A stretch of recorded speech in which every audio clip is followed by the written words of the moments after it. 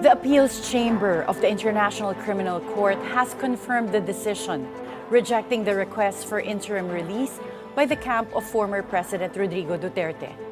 Does this mean FPRRD can no longer return home? Good morning, I'm Atty. Jimeno, and this is At the Forefront.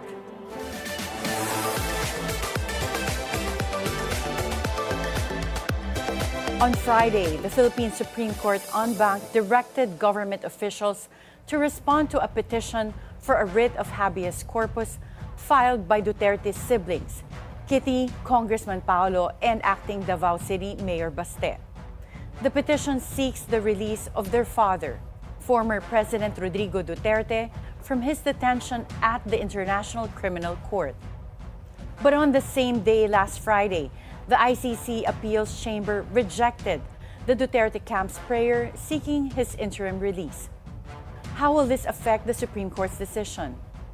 To give us his insights on this, we'll be speaking to Attorney Salvador Paolo Panelo Jr. He's the counsel for Veronica Kitty Duterte. Good morning, Attorney Paolo. Good morning, Attorney Karen, and to the viewers of At the Forefront. Let's start first with last Friday. The ICC denied the application for interim release of former President Rodrigo Duterte.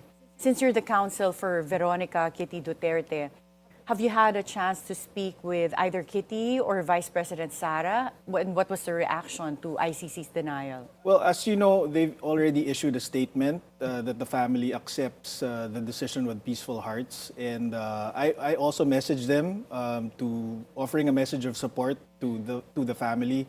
I told them that the day might not have gone our way, but the day of reckoning is coming. I know it's coming, that the tide will turn, and that the legacy of the former president is secured and no action from the ICC can undo it. And Vice President Sara just responded to me with a prayer, thanking God for all blessings seen and unseen, and asking God to help her to be thankful in joy and in hardship. So the message of the family is not lip service. They're really at peace. They were prepared for such an outcome, and that's how they feel. Well, let's go to the petition that you first filed with the Supreme Court here in the Philippines, and this was back in March. So the first petition for habeas corpus was filed on behalf of your client, Veronica Kitty Duterte. But days ago, you also filed an urgent motion to consolidate and decide the habeas corpus petitions that were also filed by Congressman Paolo Duterte and Mayor Baste or Vice Mayor Baste Duterte. How does the ICC's denial of the interim release application affect this petition? Do you believe that there's no issue that has become moot and academic? No, it doesn't affect the petitions for habeas corpus at all. If at all, if the ICC had granted interim release to the president, maybe that changes the calculus of the Supreme Court in how to address the habeas corpus petitions. But since he still remains in custody and he wasn't granted release, then for us, the petitions for habeas corpus should still be resolved. Because, so all the more that it's not moot. Yes, correct. Well, you cited two interesting cases. Even for me, I enjoyed reading that urgent motion that you filed with the Supreme Court. So you cited an American case, and this was the recent United States case of Noem versus Abrego Garcia. And this related to a deportation made by the United States of an El Salvador national back to El Salvador. Yes. And this was a habeas corpus petition as well to bring him back to the United States. Mm-hmm. And then the other one is an old 1919 case in the Philippines that I was not even aware about. This was Villavicencio versus Lucban, where the mayor of Manila back in 1919 sent about 170 women of ill repute by boat to Davao, and which was where they were sent as laborers. And the mayor of Manila said that time na wala na siyang power to bring them back because he has no jurisdiction over Davao. Can you tell us more about these two cases? Well, starting with the U.S. Supreme Court case that, made a decision to bring back an El Salvador national back to the United States? Right. The context of these two cases is the defense of our national government that they are now powerless to bring PRRD back to the Philippines. And these two cases, Noem versus Abrego Garcia and Lucban versus Villavicencio versus Lucban, disprove that point. And most people, kasi they think that since PRRD is no longer in the Philippines, he's detained in the ICC in The Hague, that the Supreme Court has no power, has no jurisdiction over the ICC, has no power in the Netherlands. So that's the context of these two cases. These two cases disprove that. In Noem versus Abrego Garcia, first the U.S. District Court of Maryland ordered the Department of Homeland Security Secretary Noem to facilitate the immediate return of this El Salvador national to the U.S. They rejected the defense that since this El Salvador immigrant already crossed the borders, that the court lost jurisdiction. The court said no. And the U.S. government appealed to the Supreme Court, and they also rejected this defense. Yeah, the Supreme Court of the United States. The United States Supreme Court. And as you know, since this is a habeas corpus petition also involving a Bill of Rights protections, this U.S. case has persuasive weight in our Philippine Supreme Court because our Constitution is patterned after the U.S. Including our writs of habeas corpus. Correct. Okay, so what do you envision? Should the Supreme Court grant your plea for habeas corpus, what would the Philippine government do? How can they execute this when, in fact, the ICC has even denied the interim release? So how can you force his release from the ICC? Yeah, so that's an issue that was also sort of addressed in Noem versus Abrego Garcia because in Noem, in the U.S., just like in the Philippines, the executive has prerogatives in terms of foreign affairs, in conducting foreign affairs. So what the U.S. courts did there in that case is to give the executive leeway to do what it needs to do to bring this El Salvador immigrant back. They didn't define the steps that they needed to take in respect to give respect to the prerogatives of the executive in foreign affairs.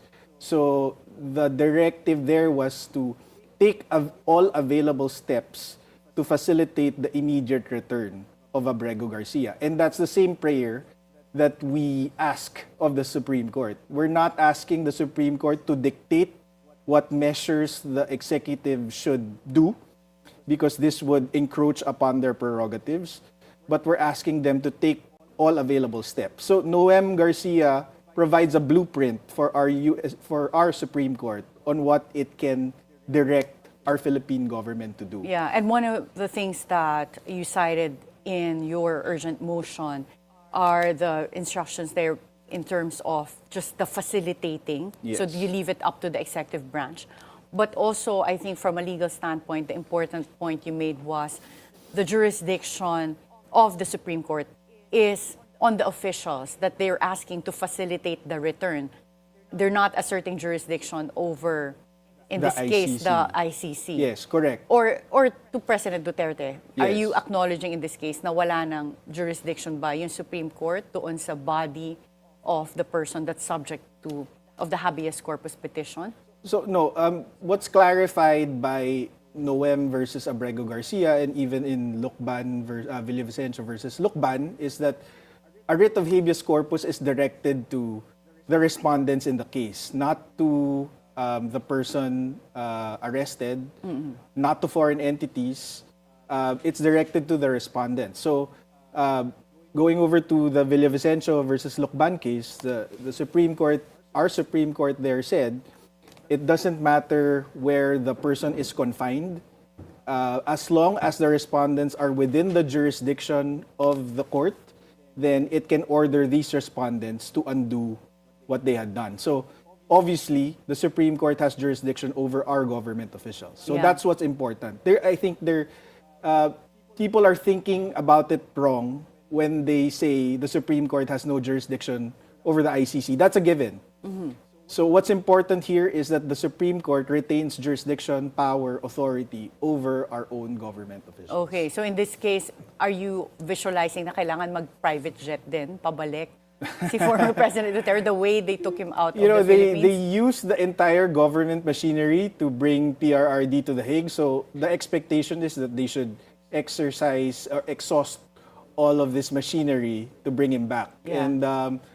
And in terms of capacity, we've already seen that they can bring home somebody like Congressman Teves, who had a pseudo asylum in Timor-Leste because the Court of Appeals there rejected our request for extradition. And yet, despite that protection from the Timor-Leste court, they were able to bring him back through diplomatic channels. So it means if there's a will, there's a way. There are things that they can do to facilitate the return of PRRD. Yeah. And it's interesting that you mentioned the case of former Congressman Atty. Teves in your urgent motion as an example of a way for the government, the executive branch, to bring back former President Duterte.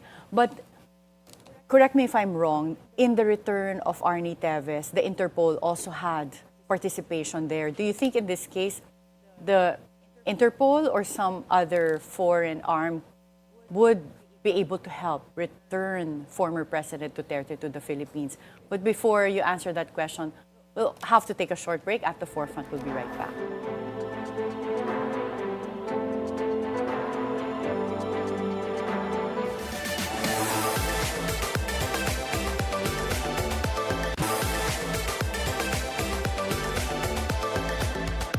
Welcome back at the forefront. We continue our conversation with Attorney Salvador Paolo Panelo Jr. He's the counsel for Veronica Kitty Duterte. Attorney Paolo, how essential is the participation of foreign bodies like, for example, the Interpol in bringing back former President Rodrigo Duterte to the Philippines? Well, I'm not sure it's that important. I understand that Interpol is just an organization where countries that are members of the Interpol can help each other out in securing arrest or for searching people.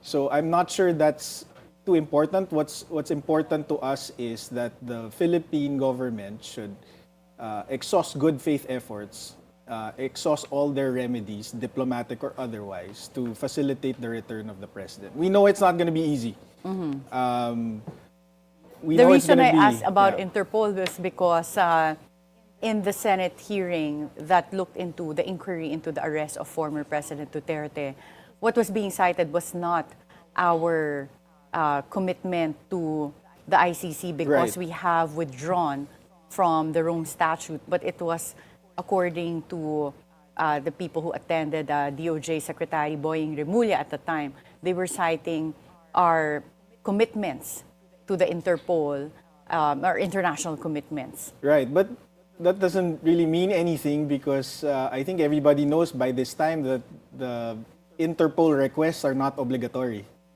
And what's more important is and it's our position that the Philippine government can no longer recognize ICC jurisdiction, and they cannot do that indirectly by complying with the request from Interpol. Okay. In your urgent motion, you mentioned the deteriorating health of former President Rodrigo Duterte while in ICC custody. Can you share with us any information on the current health status of the former president? We can only go by the filings of Nicholas Kaufman, and he's filed a request for indefinite adjournment of proceedings because of PRRD's unfitness to stand trial. He notes deteriorating cognitive health of the former president. But in my personal experience, the last time I saw the president was in January, just over a month before he was taken away to The Hague.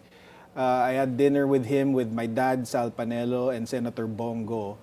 And at that time, he was already visibly weak. He needed to be assisted to stand and to walk. He literally had to be carried off the ground to be put inside his car. And his memory was failing him. I remember that the campaign period for the national elections was just about to start, and Senator Bongo was going over the campaign activity schedule for the week with him. And PRD goes, Bong, kandidato ka ba sa election na to? So, and they just shot a campaign video of PRRD endorsing the re-election of Senator Go. So that tells you what kind of condition he was in, even before he was arrested. So my issue with the interim release decision of the ICC is, how can this man, in this condition, be considered a flight risk? How can this man be considered, how can this man have the capacity to intimidate witness or interfere with investigations? How can this man be considered influential in a meaningful way if his own government violated its own constitution to deliver him to an international court without jurisdiction? So that just tells you, to me, the denial of the interim release is not just a denial of provisional liberty, but also a denial of humanity and justice. Well, Kitty gets to see former President Duterte the times that she visited Hague. Did she share with you yung health condition of her father? Not recently. I only go by the interviews that they give right after they visit. And of course, they say he's okay, but you don't have to be a medical expert to know that this man is not fit to stand trial, let alone detention. Yeah. Your urgent motion also cited the danger of repetition as a reason for the Supreme Court to decide the petitions for habeas corpus. But last November, then Executive Secretary Lucas Bersamin said that the same process that they used to arrest former President Duterte can no longer be used because of the Supreme Court's new rules on extradition. So do you believe that there's no longer any risk that the same manner of arrest might happen to Senator Bato de la Rosa or other people that might be subject of future ICC warrants of arrest? Yeah, the thing is that after Executive Secretary Bersamin said that, a few days later, the DOJ goes, clarified that they still have the option to go to this executive surrender option. So they told us, the DOJ itself told us, that they can do it again to Senator Bato de la Rosa. But, it's not just Senator Bato de la Rosa and whoever the co-accused of PRRD turn out to be. This case, I think, is also relevant to the ordinary Filipino because the danger here is in a writ of habeas corpus, it can be, what the government is saying is that it can be simply defeated by removing a person outside the jurisdiction of the Supreme Court or of our local court. So it's a slippery slope that the Supreme Court should put a stop to and address immediately. Mm-hmm. Well, would granting the petitions for habeas corpus that you filed for former President Duterte undermine the Philippines' cooperation with international bodies, or would it reinforce our sovereignty? Yeah, I think the Constitution itself mandates the Philippine government to prioritize national interest over cooperation with foreign entities. So I think it would show that the country is a sovereign nation and we are a country of laws, and that we won't let foreign entities influence our domestic affairs. Mm-hmm. Have you had any information as well as to where Senator Bato de la Rosa is right now? No, but I don't really blame him. He's already seen what happened to PRRD, so I don't blame him if he's making himself elusive to Philippine authorities. But I have a theory. About that. I think that Ombudsman Remulla disclosed that information about the ICC warrant because he wanted Bato to hide. because I don't think they want to do the same thing that they did to PRRD. They're projecting that it was legal and everything, but I think they announced this precisely so that Senator Bato could exhaust his remedies. Okay. So That's my That's theory. your theory. Okay. Yeah. But if this petition does get decided by the Supreme Court, it can benefit Senator Bato de la Rosa in a sense that should it go the direction of settling the issues that you raised? Definitely, because it's going to be the same issues. Can the Philippine government surrender a person subject of an ICC warrant without going through the local court? I think that's the most basic question. And of course, our position is that they have to go through the judiciary. There's no option to bypass the judiciary. Yeah, and with the new rules of extradition issued by the Supreme Court, it does seem to make it clear na kailangan dumaan sa local courts. Well, yes, in concept, in principle, but what the DOJ is saying is that this is not extradition, this is surrender. But the thing that we've discovered since filing the urgent motion is really surrender is not what the DOJ says it is, which is, to them, it's an executive option that can bypass the local courts. But what we've discovered since filing the urgent motion is that surrender is a technical term for when a state delivers a person to an international court. So it's just a technical term. So if it's state to state, it's extradition. If it's state to an international court, it's called surrender. So it just means that when you do surrender, you have to follow the applicable rules for surrender. And in terms of the ICC, the Rome Statute is clear. You have to present them to the local judicial authority. Yeah, which in our case would be the Philippine courts. Yes. If the Supreme Court dismisses your petition for habeas corpus, what legal options remain for former President Duterte? Well, a motion for reconsideration, of course, but if that fails, then there's also still the proceedings in the ICC itself.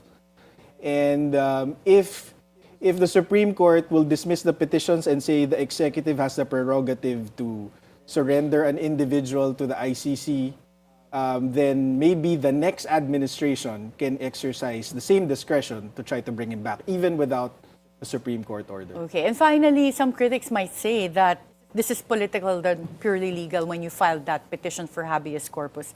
How do you address perceptions that this is a political rescue mission rather than a constitutional remedy?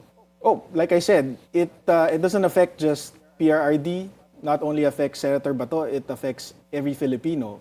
If you speak out against the government, there's a danger that this government can take you away outside the jurisdiction of the Supreme Court or the court and say, we can't do anything about it anymore. So this is a real issue. It's a real problem that should be addressed.